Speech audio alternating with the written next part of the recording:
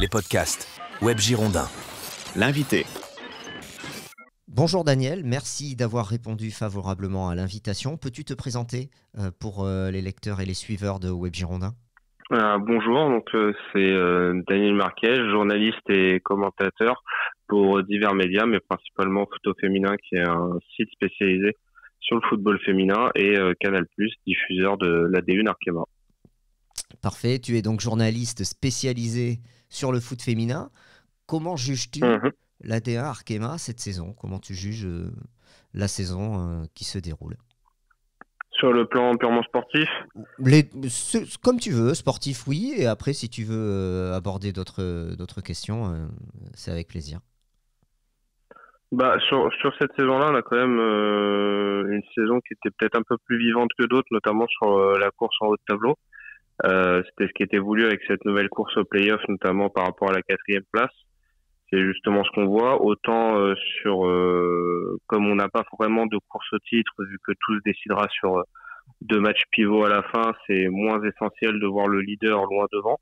Mais je trouve que pour une fois, on a une vraie course à l'arrière, par contre, entre notamment la 4e place, entre Montpellier, Reims, Fleury. Il y a une vraie course qui se dessine. Pareil pour le maintien, on a une grosse densité quand même pour savoir qui va se maintenir sur l'arrière, même s'il y a comme souvent la cassure au niveau de la 6e, 7e place entre le bloc du haut et le bloc du bas.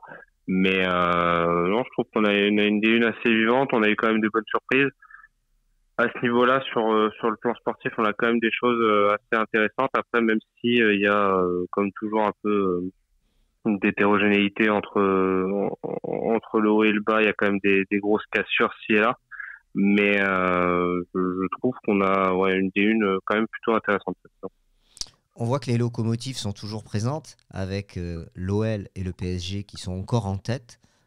Comment on peut expliquer qu'aucune équipe n'arrive à rivaliser avec le PSG et l'OL chaque saison ?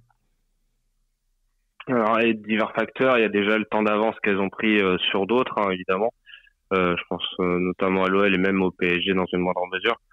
Une avance comme celle-ci ne se rattrape pas en un claquement de doigts, sachant que quand même cette saison, outre les 2 locomotives, il y a quand même le Paris FC qui tente de s'y accrocher.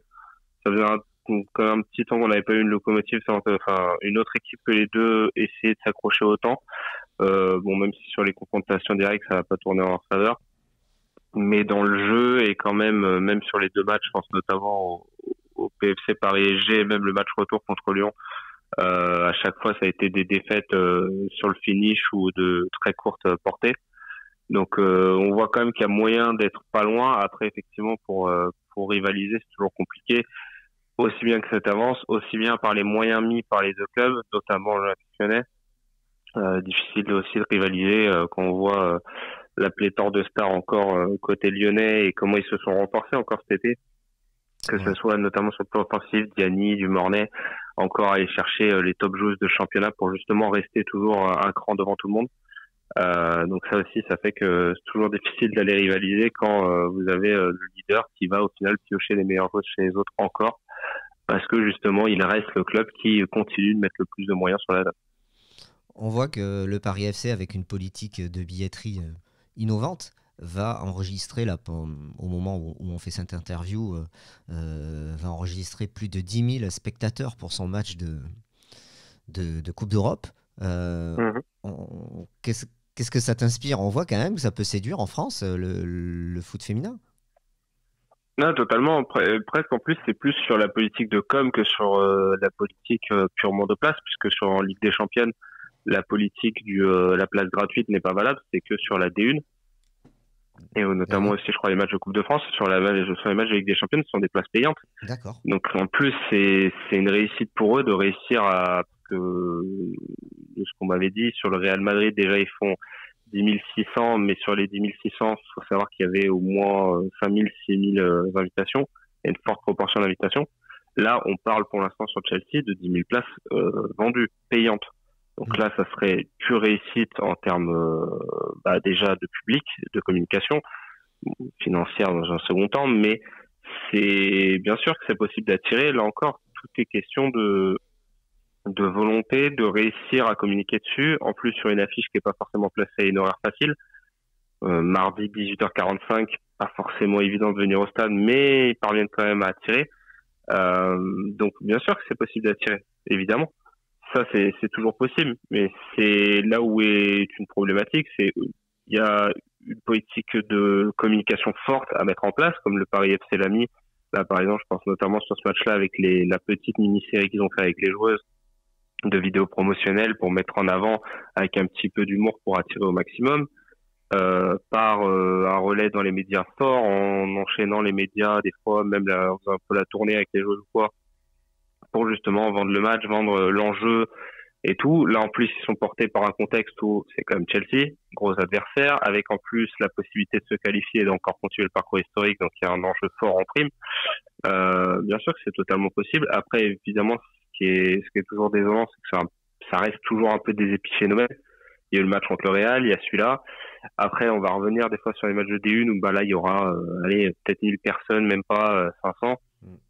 C'est toujours le problème, c'est que c'est pas tant la question d'attirer, c'est la question de réussir à fidéliser. Ça, c'est une question qui s'est toujours posée pour tous les clubs de D1. C'est réussir déjà à amener le public au stade, mais surtout à ce qu'ils reviennent fréquemment sans qu'il y ait besoin à chaque fois de remettre des gros coups de com'. Réussir à un moment à fidéliser, à avoir toujours une base qui revient constamment. Ça, c'est le plus dur et c'est sur ça où la D1 a, je trouve, encore une énorme marge de progression. C'est très intéressant. On va maintenant parler des Girondins de Bordeaux, un sujet un peu plus difficile pour nous mais à Bordeaux, mais qui nous passionne. Quel regard tu portes sur l'évolution de l'équipe féminine des Girondins de Bordeaux cette saison? Alors, je sais pas comment le vivent les supporters. Je pourrais dire que la section féminine, mais en soi, ça peut être valable pour les deux. Mais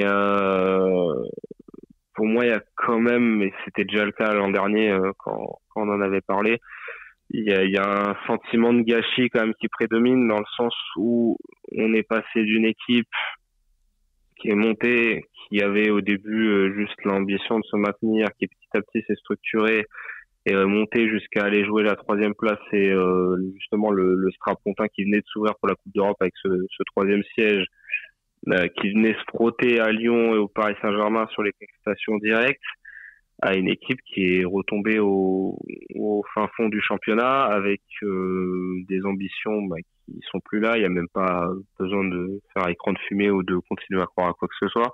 Ça se voit dans l'investissement qui est mis dans l'équipe, ça se voit dans l'investissement qui est mis dans le mercato, ça se voit dans l'investissement qui est mis dans l'infrastructure.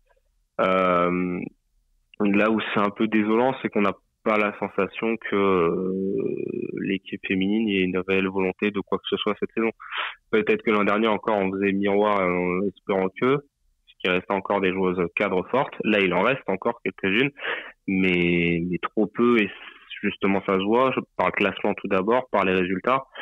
Mais ouais, c'est un peu sentiment de désolation. Je pense qu'on est supporter bordelais de voir son équipe être passée d'une top équipe de D1 capable de jouer la Coupe d'Europe, capable de rivaliser avec un Wolfsburg dans un match complètement fou il y a encore quelques années, à une équipe de fond de tableau qui n'arrive même plus à prendre les points face à des concurrents directs pour le maintien, qui est obligé d'évoluer avec un 11 type qui a une moyenne d'âge... Alors, avoir une moyenne d'âge basse n'est pas un problème, mais à un moment donné, se maintenir avec une défense qui a entre 18 et 19 ans de moyenne d'âge, c'est quasiment mission impossible. Quand bien on peut avoir un centre de formation talentueux, se reposer uniquement dessus et ne faire aucun investissement au niveau recrutement, ou alors rester très léger là-dessus, forcément on finit par le payer sportivement. Là-dessus, c'est sur le sentiment, il y a vraiment ce sentiment-là on sent que la section féminine, mais là-dessus presque à l'image du club au global, est un peu laissée à l'abandon par rapport à il y a quelques années. Est-ce que ça te surprend, cette évolution? Ça dépend d'où on le regarde. Par rapport à ce qu'on voyait se dessiner sur la trajectoire déjà l'an dernier, non. Parce que déjà l'an dernier, on commençait à le sentir. Qu'il n'y avait plus un investissement aussi massif, que le club en lui-même au global était en train de partir dans la mauvaise direction. Donc cette saison, ça se confirme, et ils sont en train de directement partir dans le mur et vers la D2 féminine. C'est pas une surprise. Après, on pouvait peut-être espérer un sursaut et le fait que le centre de formation pourrait sauver. Mais on voit bien cette saison que non, quand bien même peut y avoir des joueuses talentueuses et assez intéressantes, même dans celles qui ont été recrutées ces dernières années, je pense par exemple dans les jeunes à Hilarias, quand même on peut avoir des joueuses intéressantes. À un moment, c'est trop peu et c'est trop jeune pour se maintenir dans une course au maintien, où en face on a des équipes aguerries, on a des équipes avec des joueuses d'expérience forte. Je pense à Guingamp, je pense à Saint-Étienne, même Lille dans une moindre mesure, même si le groupe au global reste jeune, où il y a des joueuses qui sont beaucoup plus expérimentées et aguerries à ce type d'exercice qu'un centre de formation bordelais qui dans sa grande partie a commencé à jouer en D1 l'an dernier justement quand ça commençait déjà à s'équiter, et qui n'a pas forcément l'expérience, on va dire, de ce genre de match et de saison où il faut lutter au point par point, il faut aller chercher les matchs en s'arrachant, et où on voit très bien que dans les confrontations directes, ça a coûté extrêmement cher. Qu'est-ce qui manque pour toi pour que l'équipe puisse remonter au classement sur cette deuxième partie de saison? Qu'est-ce qu'il faudrait? Il faudrait se renforcer déjà, en conséquence. Pour moi, l'effectif, il est trop court comparé à d'autres. Très clairement, notamment sur la défense. Je maintiens qu'avoir une défense aussi jeune avec aussi peu de joueurs d'expérience, c'est presque kamikaze. Et après, faut réussir à faire tourner les virages qu'on pas tourné cette saison sur la première partie. C'est-à-dire que comme je disais, sur les confrontations directes, quand on est une saison où on doit se maintenir, faut aller s'arracher, faut prendre le maximum de points possible, même dans les matchs où on n'est pas dedans, même dans les matchs où on est à l'envers. Faut savoir aller arracher des victoires, des nuls, chose que Bordeaux a trop peu su faire, a pas réussi à tenir aussi quand il prenait le bon bout. Je pense au match contre Saint-Étienne où, de mémoire, si je me plante pas, tu marques le premier et après tu prends 4-1. Je pense au match contre Fleury où pareil, à un moment tu tiens la tangente, tu lâches. Il y a trop de matchs où tu partais dans le bon sens, tu lâches et tu finis par te faire te prendre une gifle.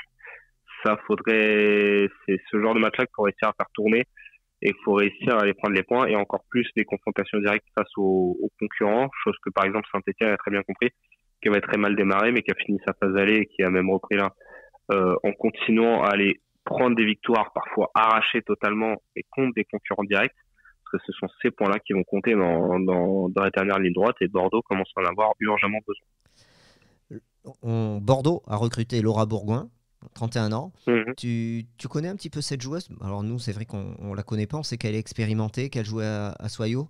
Ça sera trop juste en termes de recrutement aussi, selon toi?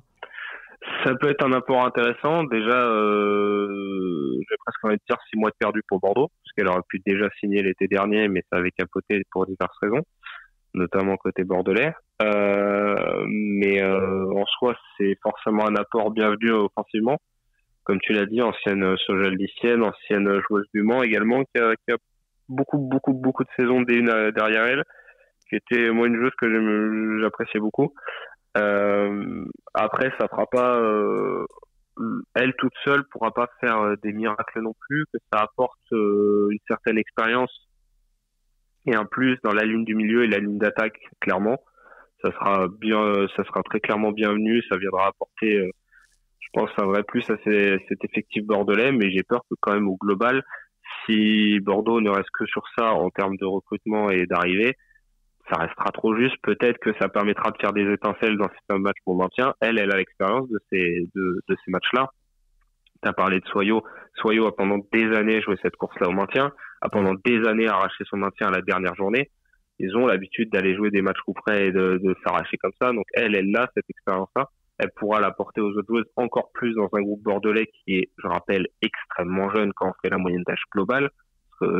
Certes, il y a des cadres comme André Alardès par exemple, mais au global, on est quand même sur un effectif très jeune.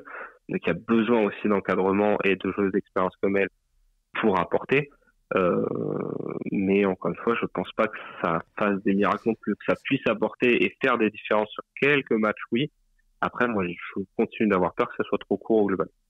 Dernière question, Daniel, et merci encore d'échanger avec nous. Selon toi, Patrice Lair va-t-il réussir à maintenir Bordeaux en D1 Arkema? Alors, je te demande de sortir ta boule de cristal un peu, mais qu'est-ce que si tu devais faire un pronostic?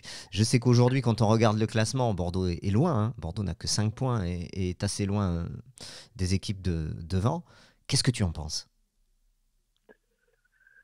Honnêtement, je lui souhaite d'y arriver, mais à l'instant T, quand je vois les prestations, quand je vois la dynamique, quand je vois la volonté aussi en face, puisque le mercato d'hiver permet aussi de voir qui vraiment fait les bons choix et qui vraiment prend des risques.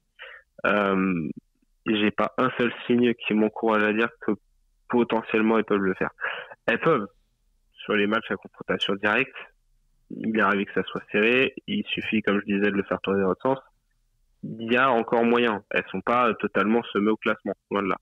Mais en termes de dynamique, Saint-Etienne m'a paru plus consistant dans les confrontations directes et a déjà pris, je trouve, un petit gap qui peut lui garantir de souffler.